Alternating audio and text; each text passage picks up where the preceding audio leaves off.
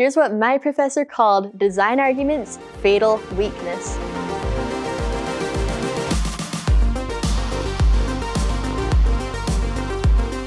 Welcome to Critical Thinking Scan, where we look at how you can think about any faith-challenging message and arrive at a biblical, logical conclusion yourself. I'm Patricia Engler, and today I thought I'd share what one of my fourth-year biology professors called the Achilles heel of creation and intelligent design. If you don't know the legend of Achilles, he's a hero from Greek mythology. The story goes that Achilles' mom dipped him in the river Styx to make him almost entirely invincible except for the heel that she held him by. And it was an arrow to that heel which supposedly ended Achilles' life. So my professor was saying that just like Achilles had that fatal weak spot, the idea that life was intelligently created also has a fatal weakness, which I'll read you from my classroom notes.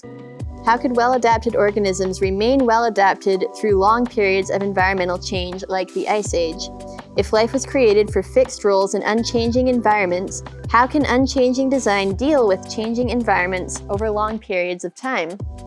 In other words, he was saying, well, creationists believe that a creator designed creatures to thrive in specific environments, but we know that environments change over time, for instance, during the Ice Age. But if a creature's design doesn't evolve along with the environment, then the creature is no longer suited for survival there and is there no longer well-designed for that environment. So either the designer didn't know the environment would change that much, or he did not account for that change, and neither of those options is compatible with the idea of a competent, all-knowing creator. Therefore, there is no such creator. That, according to my professor, is the Achilles heel of design arguments. And let me just say, I really like and respect this professor, who is witty and intelligent and one of the most interesting lecturers I'd ever had. So I don't think any worse of this professor. But I do want to respond to the argument because it directly challenges a biblical worldview. And we know that on some level, messages that contradict the Bible must fall apart. So to break this message down, let's focus on check number 6 of the 7 checks of critical thinking, which is check for interpretations, and that involves separating fact from assumption. So in this case, let's ask what the assumptions are, which are required for this Achilles heel argument. And when you think about it, you can see that there are 3 main assumptions going on here. Number 1, the argument assumes the Earth is millions of years old, allowing for long periods of drastic environmental changes. Now, creationists do recognize the global flood and resulting ice age as examples of massive environmental changes in Earth's history, but don't believe that such changes have been normal for millions of years. Second, the argument is assuming that deaths due to environmental change are part of God's design. But the Bible says death resulted from sin corrupting God's original design. That doesn't make him less all-knowing or competent. In fact, God gave creatures genetic variation which helps them survive in changing environments in our fallen world. And that brings up the third and most important assumption. This argument is assuming that creationists believe in the fixity of species. In other words, God created all species the way we see them now, lions and tigers and house cats, and species do not change over time. Now, it's true that biblical creationists don't believe one kind of creature changes into another, because Genesis said God created creatures to reproduce according to their kinds, which observational science confirms.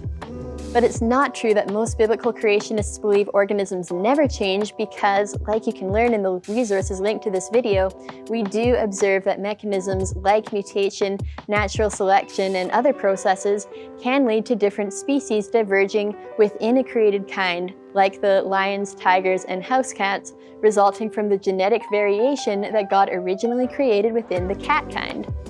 Like you can also learn from the linked resources, these mechanisms can't produce the types of changes required to turn one kind of species into, or one kind into another kind. But the genetic variation God created in those kinds, allowing species to adapt to constantly changing environments in our fallen world, affirms that He is all-knowing and competent as our creator. And so this isn't an Achilles heel after all. For more on how to think critically about any faith-challenging message, you can access my other CT scan videos packed with tactics, tips, and tools that helped me as a Christian student at secular university. Thank you for watching.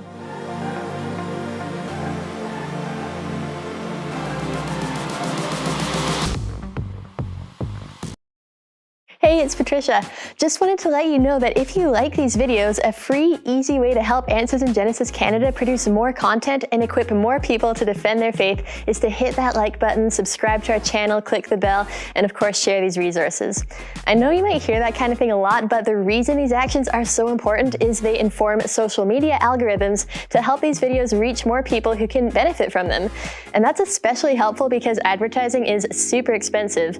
But this way, even media platforms which are often unfriendly towards biblical content become tools to promote gospel outreach for free. And if you're on board to share this message of biblical authority and want to give, you can also make a one-time donation or become a monthly supporter by clicking the link below. Thank you so much.